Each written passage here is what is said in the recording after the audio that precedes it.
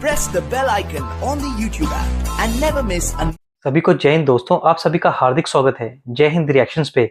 आशा करता हूं कि आप सभी लोग बहुत अच्छे होंगे। तो आज हम आपके लिए एक लेटेस्ट और एक बहुत ही इन्फॉर्मेटिव वीडियो लेकर आए जिसमें आप देखेंगे पाकिस्तान की मशहूर पत्रकार आरजू काज़मी जी को, जिनके स्पेशल गेस्ट होंगे सुरिंदर सिंह लाली साहब, जो कि एक जबरदस्त जियोपॉलिटिकल एक्सपर्ट है और अपनी बेबाक राय के लिए जाने जाते हैं। तो ये वीडियो काफी इंटरेस्टिंग होगी, आपको बहुत कुछ जानने को मिलेगा। तो इसे अंत तक देखें और चैनल पे नए हैं तो चैनल को सब्सक्राइब कर दें ताकि हम आपके लिए लेटेस्ट इंटरेस्टिंग और दमदार वीडियोस लाते रहें। तो चलिए पहले ये वीडियो देखते हैं और अंत में इसके बारे में बात करेंगे। जय हिंद, जय भारत। अस्सलाम वालेकुम, नमस्कार, सत श्री अकाल एंड गुड इवनिंग। मैं हूं आरजू काज़मी और आप हमेशा की तरह से देख रहे हैं पॉइंट ऑफ व्यू। हमारे साथ हैं जी सुरिंदर सिंह साहब, बहुत शुक्रिया कि आज आप आए, थैंक यू सो मच। सत श्री अकाल, थैंक यू एंड जी आया नू। आपका पगड़ मुझे बहुत अच्छा लगता है, जो कलर्स आप सेलेक्ट करते हैं वो आप पे बहुत सूट करते हैं, ये भी है। लेकिन बात अगर हम करें सर, आज कनाडा की एक बार फिर डॉक्टर जयशंकर की तरफ से भी काफी स्ट्रिक्ट किस्म का स्टेटमेंट आया है, हो सकता है आपने देखा होगा डेफिनेटली। क्या कहेंगे, आपके क्या मामलात बिगड़ते हुए दिखाई दे रहे हैं, संभलने की कोई गुंजाइश नहीं लग रही?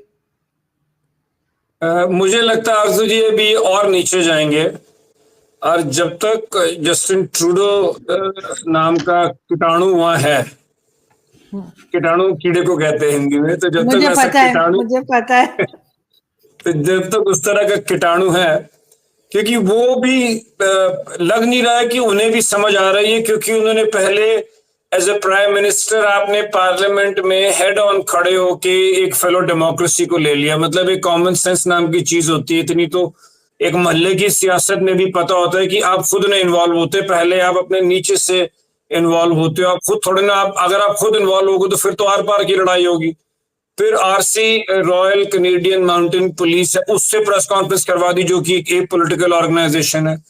उसके बाद अभी फिर उन्होंने पिछले हफ्ते एक प्रेस कॉन्फ्रेंस कर दी। तो मुझे नहीं लगता कि वो उनको समझ आ रहा है, और वो शायद फंस चुके हैं जहां तक मेरा ख्याल है, क्योंकि अब उनकी पार्टी के अगेंस्ट उनके 20 मेंबर पार्लियामेंट ही बात कर रहे हैं कि आप खुद तो डूबोगे सनम, हमें भी ले डूबोगे। और जगह जगह अगर आप टोरंटो से 100 किलोमीटर बाहर जाओ तो बहुत नेगेटिव किस्म के मैसेजेस लिखे हुए हैं ट्रूडो के लिए, तो वो तो परेशान है ही है।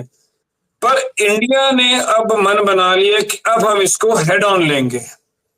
ये पुराना वाला इंडिया नहीं था कि जो किसके पिताजी को एक्स्ट्राडिशन के लिए बोला इंदिरा गांधी ने, तो उसने कह दिया जी you are not deferential to the queen, तो वो अभी भी उस तरह की वाहियात बातें कर रहे थे। तो अब जो है इंडिया, क्योंकि हमारे जो एम्बेसडर साहब वापस आए हैं, उन्होंने पिछले 3 दिन में कोई ऐसा टीवी चैनल नहीं है, कहीं नहीं है कि उन्होंने प्रेस कॉन्फ्रेंस नहीं की, और अब वो डायरेक्टली हम ट्रूडो को अटैक कर रहे हैं। We are not attacking Canada, we are not attacking the people of Canada. पर इस समय जो एक आदमी जो अंधा बैठा हुआ है, हम उससे डायरेक्टली हेड ऑन ले रहे हैं। हमने पन्नू की भी प्रॉपर्टी सीज करनी शुरू कर दी है। तो अब इंडिया इसमें और अग्रेसिव होगा। पूछिए क्या पूछना चाह रहे हैं। मगर मैं ये पूछना चाह रही थी आपसे कि अमेरिका और कनाडा या इस तरह की जो कंट्रीज होती हैं, उसके बारे में हमें तो यही बताया जाता है कि उनकी पॉलिसीज होती हैं, किसी प्राइम मिनिस्टर या प्रेसिडेंट के आने से कोई खास फर्क नहीं पड़ता। अमेरिका की जैसे जो पॉलिसी होगी किसी भी कंट्री को लेकर, वो ऑलमोस्ट वही फॉलो करते हैं, चाहे ट्रंप आए चाहे बाइडन हो। ऐसे ही कनाडा के भी प्राइम मिनिस्टर कोई भी हो, चाहे ट्रूडो हो या कोई भी दूसरा आ जाए, तो उसका नाम मुझे अजीब सा लगता है, डड्डू जैसा। तो वो सॉरी मगर ये कि उनका नाम मुझे वाकई अजीब लगता है। ट्रूडो जो है वो हो या कोई भी हो, तो वो जो भी आएगा उसकी पॉलिसी भारत को लेकर या खालिस्तान मूवमेंट को लेके या खालिस्तान के सपोर्टर्स को लेके वही रहेगी। मुझे नहीं लगता कि ऐसा है, क्योंकि देखिए एक बात तो है कि अगर एक जिस्म में कैंसर भी आ जाता है तो उसे निकालने में टाइम लगता है। क्योंकि अब कनाडा में जिस हिसाब से उनके ऊपर $500 बिलियन के ऊपर के एलिगेशंस लगे हुए हैं, उनके मेंबर पार्लियामेंट भी अगेंस्ट हैं।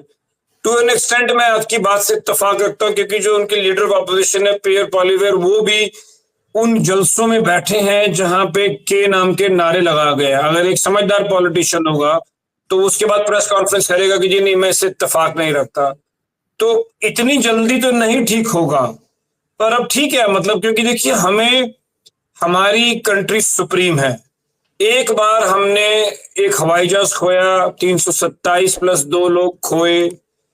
अब वो हिंदुस्तान नहीं है। अब हिंदुस्तान फर्क है। अब हम ये नहीं कि जी आप गोरे हैं, आपकी आंखों का रंग हरा है या आपके बाल भूरे हैं, वो खत्म हो गया। अब आप देखो कि अब हम कहते हैं कि अगर आपने हमसे रिलेशन बनाना है तो वो इक्वल टर्म्स पे बनेगा।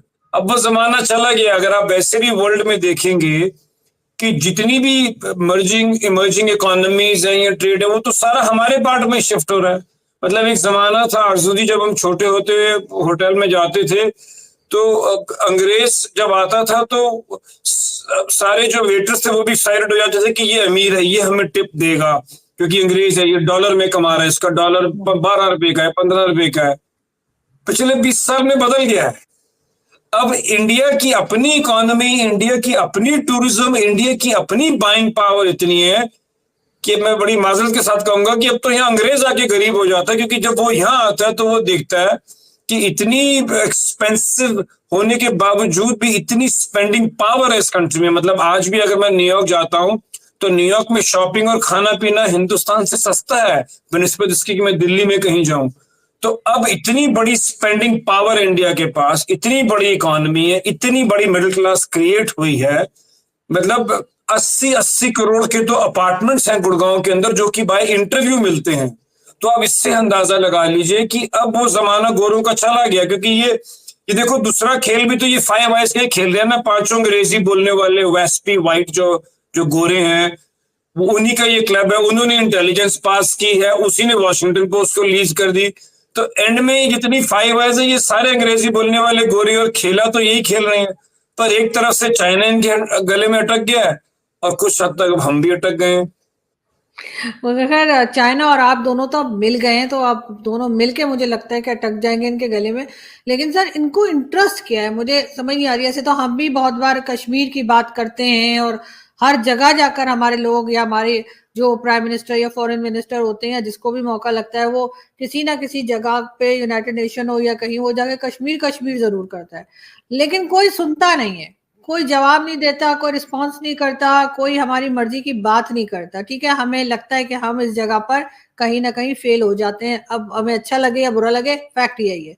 लेकिन ये जब खालिस्तान के लोग उठकर खालिस्तान की बात करते हैं, उसके बाद भारत के ऊपर इल्जाम भी लगाते हैं, अटैक करने के लिए भी बोलते हैं, सब कुछ करते हैं, तब ये लोग खामोश नहीं रहते, तभी जाकर उनके साथ खड़े हो जाते हैं। ये ऐसा क्यों होता है? मैं आपको इसका जवाब देने से पहले आपसे छोटा सा सवाल करने की जहमत करूं। जी जी जरूर जरूर। अभी लाहौर में बुक फेस्टिवल हुआ, 1200 शवारमाज बिके, 800 बिरयानी बिकी और 35 किताबें बिकी। इंडियन इंपोर्ट आज मैं अभी पढ़ रहा था टू पाकिस्तान से हमारा 0 है। हमने $235 मिलियन एक्सपोर्ट किया है। 2018-19 में हमने $2.07 बिलियन का एक्सपोर्ट किया था। आपके यहां से हमारा इंपोर्ट था $500 मिलियन।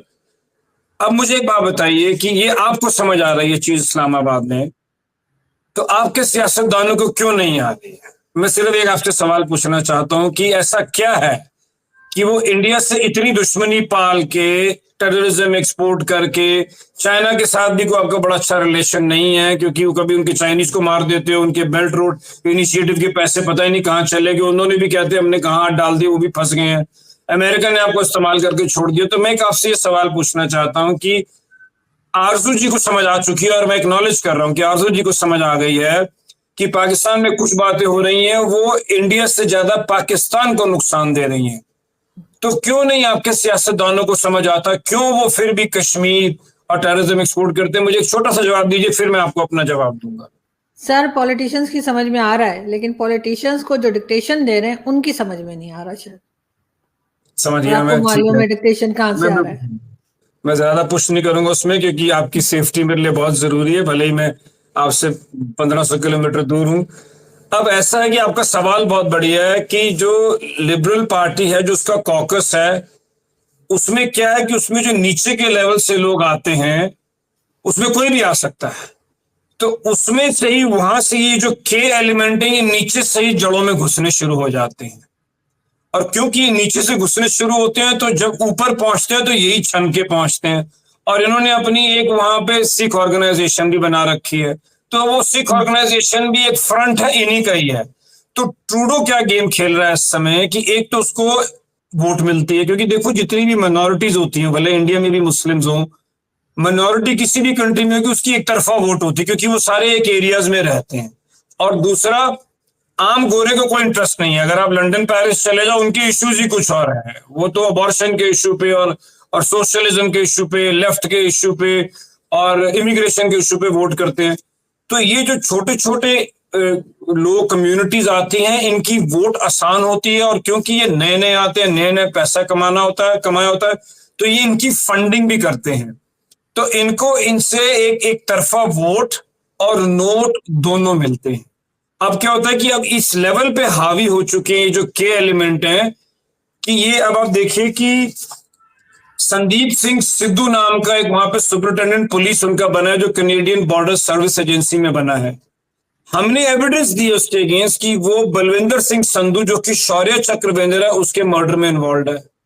तो अब ये कैंसर नीचे से इतना ऊपर आ चुका है कि फिर पॉलिटिशियन चाह के भी उसको रोकना नहीं चाहता, क्योंकि वो फंस जाता है। अब मुझे पता नहीं ट्रूडो फंसा नहीं फंसा। जैसे मैं पाकिस्तान की बात करूं कि आपने यूथ हनूद को इतना दुश्मन बना डाला कि अगर आप आज कहोगे कि आपने कश्मीर का नैरेटिव इतना खुद ही बिल्ड कर दिया कि पाकिस्तानी कंफ्यूज हो जाता है कि एससीओ में तो नहीं उठाया, फिर देखेंगे कुछ होगा, इलेक्शन आएगा फिर उठा दोगे।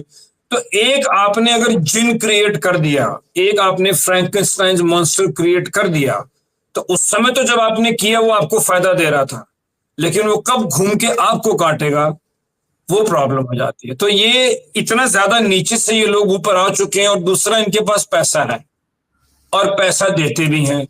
तो पॉलिटिशियन को अगर वोट और नोट मिल जाए तो उससे अपना ईमान भी बेच देता है। दोस्तों आशा करता हूं कि वीडियो को आपने अंत तक देखा होगा और आरजू काज़मी जी और लाली सिंह साहब का पूरा डिस्कशन आपको काफी पसंद आया होगा। और इस वीडियो में आपको बहुत कुछ जानने को मिला होगा, जहां पे आपने देखा लाली सिंह साहब ने बात की भारत के रिश्ते अब वेस्ट के साथ कैसे होते जा रहे हैं। अब वो वक्त आ चुका है कि भारत जो है वो आंख में आंख मिला के बात करता है और वेस्ट को भी कई मामलों में भारत के सामने झुकना पड़ता है। तो आशा करता हूँ वीडियो आपको काफी पसंद आई होगी। वीडियो अगर आपको अच्छी लगी है तो इसे लाइक और शेयर जरूर कर दें और अपने विचार हमें कमेंट सेक्शन में लिखकर जरूर बताएं। और एक बार फिर चैनल पे नए हैं तो चैनल को सब्सक्राइब कर दें, ताकि हम अपने से लेटेस्ट नॉलेजेबल और दमदार वीडियोस लाते रहें। जय हिंद, जय भारत।